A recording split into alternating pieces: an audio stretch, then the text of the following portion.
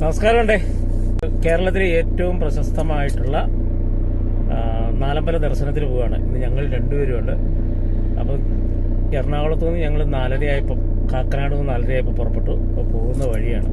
അപ്പോൾ ആദ്യം നേരെ നമുക്ക് ശ്രീരാമസ്വാമി ക്ഷേത്രത്തിലേക്ക്, തൃപ്രയാർ ശ്രീരാമസ്വാമി ക്ഷേത്രത്തിലേക്ക് പോകാം. പോലെ ഓക്കെ. വിരാട വിനോദം ഈ വർഷം ഇത് രണ്ടാമത്തെ നാലമ്പല ദർശനമാണ് കേട്ടോ. ആദ്യത്തെ നാലമ്പല ദർശനം സുഹൃത്തുക്കളോടൊപ്പം കോട്ടയം ജില്ലയിലെ രാമപുരം ശ്രീ രാമസ്വാമി ക്ഷേത്രത്തിൽ നിന്ന് ആരംഭിച്ച യാത്രയാണെങ്കിൽ ഇത്തവണത്തേത് ഈ പോകുന്നത് തൃശ്ശൂർ ജില്ലയിലും എറണാകുളം ജില്ലയും ഉൾപ്പെടെ കിടക്കുന്ന ഏതാണ്ട് 70 കിലോമീറ്റർ ചുറ്റളവിലുള്ള യാത്രയാണ് കേട്ടോ.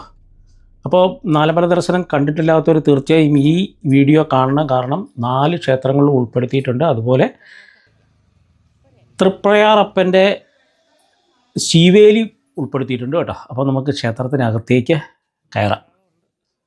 ഇന്ന് പൊതുവേ ഒരു തിരക്ക് കുറവായിട്ടാണ് നമ്മളിവിടെ കാണുന്നത് കേട്ടോ. കാരണം ഞങ്ങൾ യാത്ര ചെയ്തിരുന്നത് കർക്കിടക വാവുബലിയുടെ തലേദിവസമായിരുന്നു. പൊതുവേ ആ സമയത്ത് തിരക്ക് കുറവായിരിക്കും. പിന്നെ പൊതുവേ ഈ വർഷം മഴയുടെ ചില ആഘാതങ്ങളൊക്കെ ഉണ്ടായിരുന്നത് കൊണ്ട്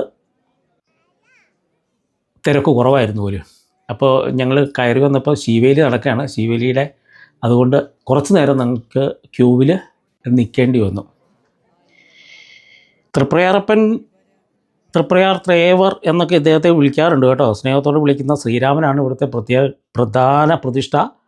അദ്ദേഹം സാധാരണ ശ്രീരാമചന്ദ്രൻ്റെ കാഴ്ചകളിലല്ല നമ്മൾ കാണുന്നത്. ഇവിടെ 4 ചതുർബാഹുവായിട്ടുള്ള ശ്രീരാമചന്ദ്രനെയാണ് നമ്മൾ കാണുന്നത്. അപ്പം ശീവേലിക്കുള്ള ആന ഇവിടെ വന്നു. ആന പാപ്പാൻ പുറത്തുനിന്ന് ഇറങ്ങി ഇനി തിടമ്പേറ്റുന്ന ചടങ്ങാണ് നമ്മൾ കാണാൻ പോകുന്നത് കേട്ടോ.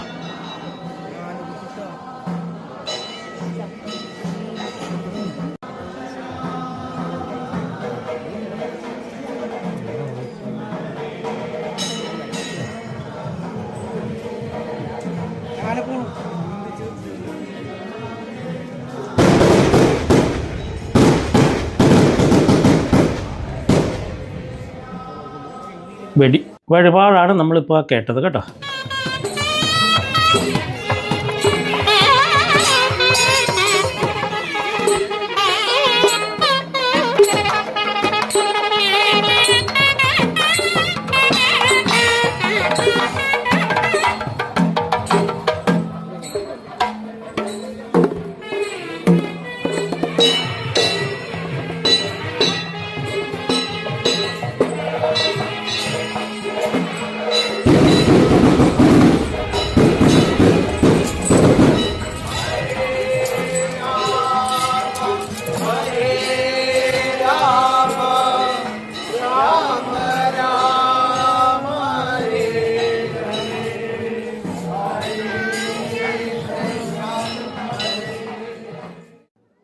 ക്യൂ അനങ്ങി തുടങ്ങി. ഇനി അകത്തേക്ക് നമുക്ക് തൊഴാനായിട്ട് പോകണം കേട്ടോ.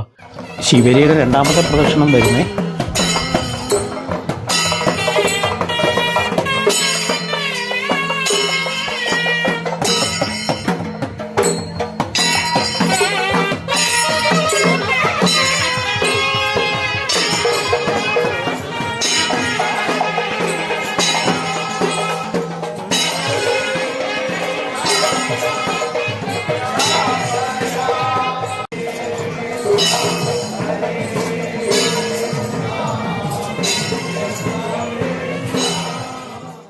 ഈ നാലമ്പലത്തിനെ കുറിച്ചുള്ള ഐതിഹ്യം എന്താണെന്ന് ചോദിച്ചു കഴിഞ്ഞാൽ, ദ്വാരകയിൽ ശ്രീകൃഷ്ണൻ ആരാധിച്ചിരുന്ന ശ്രീരാമ വിഗ്രഹം ഉണ്ടല്ലോ, ശ്രീകൃഷ്ണൻ്റെ സ്വർഗാരോഹണത്തെ തുടർന്ന് കടലിൽ നിമഗ്നം ചെയ്യപ്പെട്ടുവെന്നും പിന്നീട് കേരള തീരത്ത് മത്സ്യത്തൊഴിലാളികൾക്ക് ആ വിഗ്രഹം ലഭിച്ചുവെന്നും പിന്നീട് അത് പ്രാദേശികമായിട്ടുള്ള ഇതിൻ്റെ ഭാഗമായിട്ട് ശ്രീരാമ വിഗ്രഹം തൃപ്രയാറിലും ഭരതൻ ഇരിങ്ങാലക്കുടയിലും ലക്ഷ്മണൻ മൂഴിക്കുളത്തും ശത്രുഘ്നൻ പായമ്മലും പ്രതിഷ്ഠിക്കപ്പെട്ടു എന്നാണ് ഐതിഹ്യം കേട്ടോ.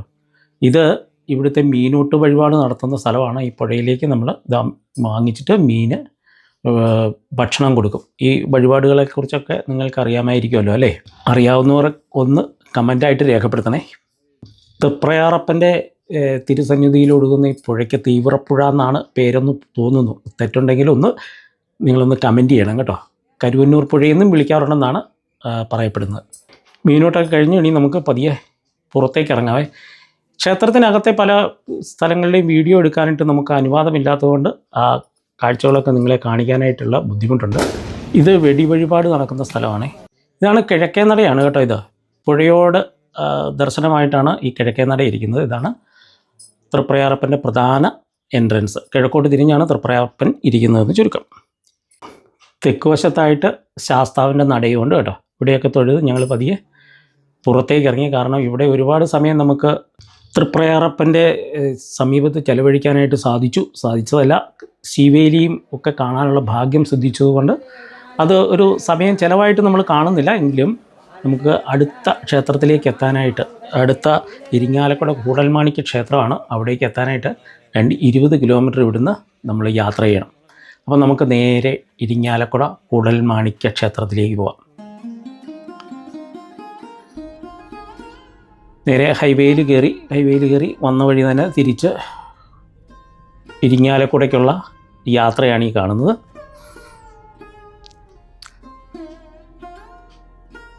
ഇവിടുത്തെ പ്രധാന പ്രതിഷ്ഠ ഭരതസ്വാമിയാണ് കേട്ടോ. നാലമ്പലത്തിലെ രണ്ടാമത്തെ ക്ഷേത്രമാണ്. കൂടൽമാണിക്യ ക്ഷേത്രത്തിൻ്റെ ഏറ്റവും വലിയ പ്രത്യേകത എന്താണെന്ന് ചോദിച്ചാൽ, കേരളത്തിൽ ഭരതനായിട്ട് സമർപ്പിക്കപ്പെട്ട ഏക ക്ഷേത്രം എന്നതാണ് ഇതിൻ്റെ ഏറ്റവും ശ്രദ്ധേയമായ പ്രത്യേകത കേട്ടോ. കേരള ടൂറിസം ഇത് ഇന്ത്യയിലെ തന്നെ ഭരതന് സമർപ്പിച്ച പുരാതന ക്ഷേത്രമായിട്ട് വിശേഷിപ്പിക്കുന്നു. അതുപോലെ ഇതിൻ്റെ കിഴക്കേ നട ഇപ്പോഴും പുരാവസ്തു വകുപ്പിൻ്റെ കീഴിലാണ് കേട്ടോ. അപ്പോൾ ഞങ്ങൾ വാഹനമൊക്കെ പാർക്ക് ചെയ്ത് നേരെ ക്ഷേത്രത്തിനകത്തേക്ക്. ഇവിടെ തുടക്കം മുതൽ തന്നെ വീഡിയോഗ്രാഫിയൊക്കെ നിരോധിച്ചിട്ടുണ്ട്. അതുകൊണ്ട് ഞങ്ങൾ പുറത്തേക്ക് ഇറങ്ങിയിട്ടാണ് വീഡിയോ എടുത്തത് കേട്ടോ. ഇത് പടിഞ്ഞാറ് ഭാഗമാണ്, പടിഞ്ഞാറേ നട. പടിഞ്ഞാറേ നടയിലൂടെ നമ്മൾ പുറത്തൊന്ന് പോയി നോക്കാം. ഇതാണ് പടിഞ്ഞാറേ ഗോപുരമാണിത്. നല്ല ഭംഗിയുള്ള ഗോപുരമാണ്. ഇത് പുറത്തേക്ക് നോക്കിയാൽ നല്ല ഭംഗിയാണ് കേട്ടോ ഈ ഗോപുരം കാണാനായിട്ട്. ഇതാണ് ആ ഗോപുരം, പടിഞ്ഞാറേ ഗോപുരമാണ്. നമുക്ക് എന്ത് ഭംഗിയാണെന്ന്. ഒരുപാട് വിസ്തൃതിയിൽ കിടക്കുന്ന ക്ഷേത്രമാണ് കേട്ടോ. ഇത് ഇവിടുത്തെ വഴുതനങ്ങ കിടക്കുന്നത് കണ്ട് നമ്മൾ അന്വേഷിച്ചപ്പോൾ ഇത് വഴുതനങ്ങ ഇവിടെ ഒരു വഴിപാടാണ് പോലും. ഭരതന് ഒരിക്കൽ വയറിന് അസുഖം വന്നു കഴിഞ്ഞപ്പോൾ വഴുതന കൊണ്ടുള്ള എന്തോ ഒരു സാധനം ഉണ്ടാക്കി കഴിച്ചിട്ടാണ് വയറിൻ്റെ അസുഖം പോയതെന്നാണ് പറയുന്നത്. അതുകൊണ്ട് ഇവിടെ വയറിന് അസുഖമുള്ളവർ ഈ വഴുതനങ്ങ നിവേദ്യം ഇവിടെ കഴിക്കാറുണ്ട് കേട്ടോ. അപ്പോൾ അത് വാങ്ങി കഴിക്കുന്നത് വയറിന് നല്ലതാണ് പോലും. വിശാലമായ ചുറ്റമ്പലമാണ് ഈ ക്ഷേത്രത്തിൻ്റെ. അതുപോലെ ഈ കുളം കണ്ടോ, എന്ത് വലിപ്പമുള്ള കുളമാണെന്നറിയാമോ ഇത്. ഏതാണ്ട് 1.5-2 ഏക്കറിൽ വിശാലമായിട്ട് കിടക്കുന്ന ആ ക്ഷേത്രമാണ്. അതിൻ്റെ സൈഡിലൂടെ ഇങ്ങനെ നടക്കുക എന്ന് പറഞ്ഞു കഴിഞ്ഞാൽ തന്നെ വളരെ രസകരമായ കാഴ്ചകളാണ്. ക്ഷേത്രത്തിൻ്റെ പല ഭാഗങ്ങളും വീഡിയോ എടുക്കാനുള്ള അനുവാദം ഇല്ലാത്തതുകൊണ്ട് നമുക്കത് ഒഴിവാക്കുകയാണ് ചെയ്തത്. അതുകൊണ്ട് അതൊന്നും നിങ്ങളെ കാണിക്കാനായിട്ട് സാധിക്കാത്തതിൽ വളരെയധികം വിഷമമുണ്ട് കേട്ടോ. എങ്കിലും ക്ഷേത്രത്തിൽ പോയി ആ ഒരു അനുഭവം നിങ്ങളിലേക്ക് എത്തിക്കാൻ പറ്റുന്നുണ്ടെന്നാണ് ഞങ്ങളുടെ ഒരു വിശ്വാസം. സഹോദര സ്നേഹത്തിൻ്റെയും ത്യാഗത്തിൻ്റെയും ധർമ്മനിഷ്ഠയുടെയും ഒക്കെ കഥയാണ് നമ്മുടെ മനസ്സിലേക്ക് ഈ ഭരതസ്വാമി ക്ഷേത്രം കാണുമ്പോൾ വരുന്നത്. കാരണം രാജാവിൻ്റെ സ്ഥാനം കിട്ടിയിട്ടും അതുപോലും ജ്യേഷ്ഠന് വേണ്ടിയിട്ട് അദ്ദേഹത്തിൻ്റെ പാദവും വെച്ച് പൂജിച്ച് ഭരണം നടത്തിയ ആളാണ് ഭരതൻ. അപ്പം അത് നമുക്ക് മറക്കാനായിട്ട് സാധിക്കില്ല. അപ്പോൾ ഇവിടെ ഞങ്ങളൊരു അന്നദാനത്തിനൊരു ഫണ്ടൊക്കെ കൊടുത്ത് വീണ്ടും പുറത്തേക്ക് ഇറങ്ങി നമ്മൾ അടുത്ത ക്ഷേത്രത്തിലേക്ക് പോകാം കേട്ടോ. അടുത്ത ക്ഷേത്രം എന്ന് പറയുന്നത് 30 കിലോമീറ്ററിന് അടുത്തുണ്ട് കേട്ടോ. തിരുമൂഴിക്കുളം ശ്രീ ലക്ഷ്മണ പെരുമാൾ ക്ഷേത്രത്തിലേക്കാണ് നമ്മളുടെ അടുത്ത യാത്ര. ഇവിടുന്ന് ഏതാണ്ട് 30 കിലോമീറ്റർ ദൂരമുണ്ട്. അപ്പോൾ നമുക്ക് നേരെ തിരുമൂഴിക്കുളം ശ്രീ ലക്ഷ്മണ പെരുമാൾ ക്ഷേത്രത്തിലേക്ക് പോകാം കേട്ടോ. ഈ തിരുമൂഴിക്കുളം എറണാകുളം ജില്ലയിലാണ്. അതായത് തൃശ്ശൂർ ജില്ലയിൽ നമ്മൾ എറണാകുളം ജില്ലയിലേക്ക് എത്തുമ്പോഴാണ് തിരുമൂഴിക്കുളം ശ്രീ ലക്ഷ്മണ പെരുമാൾ എന്നാണ് അറിയപ്പെടുന്നത് അദ്ദേഹത്തിൻ്റെ ക്ഷേത്രത്തിലേക്ക് നമ്മൾ എത്തിച്ചേരുന്നത്. കോട്ടയം ജില്ലയും ഈ തൃശ്ശൂർ എറണാകുളം ഈ നാലമ്പല ദർശനം തമ്മിലുള്ള വ്യത്യാസം എന്ന് പറഞ്ഞാൽ കോട്ടയം ജില്ലയിലെ വളരെ ചുരുക്കം ഏതാണ്ട് 5-6 കിലോമീറ്റർ ചുറ്റളവിൽ എല്ലാ ക്ഷേത്രങ്ങളും കാണാൻ സാധിക്കുന്നു എന്നുള്ളതാണ്. അപ്പോൾ നമ്മൾ നേരെ തിരുമൂഴിക്കുളം ശ്രീ ലക്ഷ്മണ പെരുമാൾ ക്ഷേത്രത്തിലേക്ക്.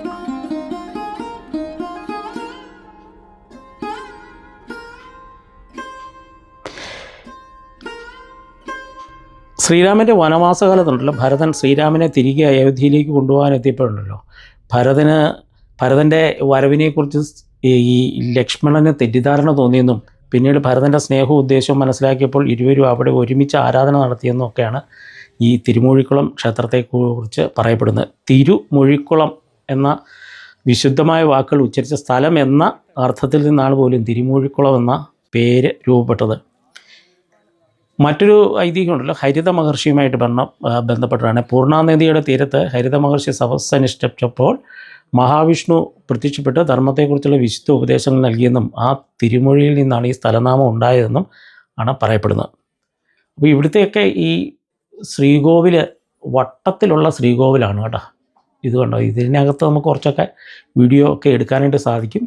അപ്പോൾ ഞങ്ങൾ ഇവിടുന്ന് അപ്പം നിവേദ്യം ഉണ്ടായിരുന്നു, അപ്പം നിവേദ്യമൊക്കെ വാങ്ങിച്ച് നമ്മൾ പുറത്തേക്ക് ഇറങ്ങുമ്പോൾ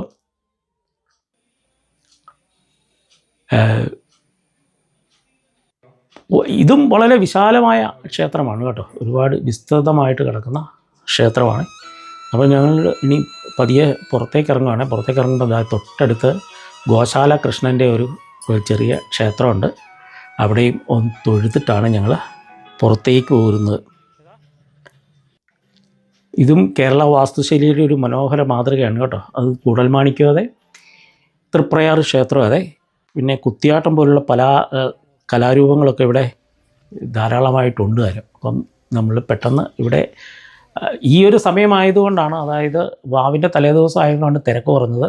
അവിടെ നിന്ന് ഇറങ്ങി പെട്ടെന്ന് നമ്മൾ അടുത്ത് 20 കിലോമീറ്റർ ഉണ്ട്, അടുത്ത ക്ഷേത്രത്തിലേക്ക് എത്തി കേട്ടോ. അതായത് 4ാമത്തെ ക്ഷേത്രമായിട്ടുള്ള പായമ്മൽ ശ്രീ ശത്രുഘ്നസ്വാമി ക്ഷേത്രത്തിലേക്ക് നമ്മൾ എത്തി കേട്ടോ. ഇത് താരതമ്യേന ചെറിയൊരു ക്ഷേത്രമാണേ. ഈ 4 ക്ഷേത്രങ്ങളിലും ചെറിയ ക്ഷേത്രമാണ്. ഇതിൻ്റെ ശ്രീകോവിൽ ചതുരത്തിലുള്ള ശ്രീകോവിലുമാണ്. രാമായണത്തിലെ ഏറ്റവും കുറഞ്ഞ പരാമർശം ലഭിക്കുന്ന സഹോദരനാണ് ശത്രുഘ്നൻ. എന്നാൽ അദ്ദേഹത്തിൻ്റെ സ്ഥാനം ഈ നാലമ്പലത്തിൽ അത്ര തന്നെ പ്രധാനമാണ് കേട്ടോ. ശ്രീരാമൻ ധർമ്മത്തിൻ്റെ പ്രതീകം, ഭരതൻ ത്യാഗത്തിൻ്റെ പ്രതീകം, ലക്ഷ്മണൻ സമർപ്പണത്തിൻ്റെ പ്രതീകം, ശത്രുഘ്നൻ സഹോദര സ്നേഹത്തിൻ്റെയും സേവനത്തിൻ്റെയും പ്രതീകം എന്ന രീതിയിലാണ് അറിയപ്പെടുന്നത്, കണക്കാക്കുന്നത്. ഇപ്പോൾ പായമ്മിൽ നമ്മൾ തൊഴുത് പുറത്തിറങ്ങി. ഇവിടെ ഇപ്പോൾ ഈ അന്നദാനത്തിൻ്റെ സമയമാണ് കേട്ടോ. 11:30 മുതലാണ്. ഇപ്പോൾ 11:30 ഞങ്ങൾ ഇവിടെ തൊഴുത് ഇറങ്ങുമ്പോൾ. അപ്പോൾ ഇനിയിപ്പോൾ അന്നദാനമൊക്കെ കഴിച്ചിട്ട് പോകാം എന്നുള്ള രീതിയിലാണ് നമ്മളിരിക്കുന്നത്. അപ്പോൾ ഈ വീഡിയോ നിങ്ങൾക്ക് ഉപകാരപ്രദമായെന്നും ഇഷ്ടപ്പെട്ടു എന്നും കരുതുന്നു. ഇഷ്ടപ്പെട്ടാൽ തീർച്ചയായും ലൈക്ക് ചെയ്യുക, കമൻറ്റ് ചെയ്യുക. അതുപോലെ ഈ ചാനൽ നിങ്ങൾ ആദ്യമായിട്ടാണ് കാണുന്നതെങ്കിൽ തീർച്ചയായും ഒന്ന് സബ്സ്ക്രൈബ് ചെയ്യുക കേട്ടോ. അപ്പോൾ ക്ഷേത്രത്തിൻ്റെ മുൻവശമാണ് ഇവിടെ ഈ കാണുന്നത്. ഈ മുൻവശത്ത് വൻപിനൊരു ആല് നിൽപ്പുണ്ട് കേട്ടോ, നല്ല ഭംഗിയുള്ള ഒരു ആലുണ്ട്.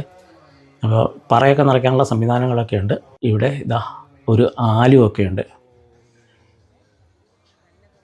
ആലുമൊക്കെ വന്നിച്ച് ഞങ്ങളിനിയും അന്നദാന പ്രസാദ ഊട്ടിന് പോവുകയാണേ. അവിടെ വെച്ചാണ് ഇദ്ദേഹത്തെ കാണുന്നത്. അദ്ദേഹം സുധീർ അണ്ടിക്കോട്ടം എന്നാണ് അദ്ദേഹത്തിൻ്റെ പേര്. ഒരു മാധ്യമ പ്രവർത്തകനൊക്കെ ആയിരുന്നു. പുള്ളിയെ പരിചയപ്പെട്ടു. അങ്ങനെ അദ്ദേഹത്തിൻ്റെ സാന്നിധ്യത്തിൽ ഞങ്ങൾ ഭക്ഷണമൊക്കെ കഴിച്ച് ഇനിയും ഈ നാലമ്പല ദർശനം പൂർത്തിയാക്കി പുണ്യത്തോടുകൂടി വീട്ടിലേക്ക്. വീണ്ടും അടുത്ത വീഡിയോയുമായിട്ട് വരുന്നവരെ എല്ലാവർക്കും നന്ദി.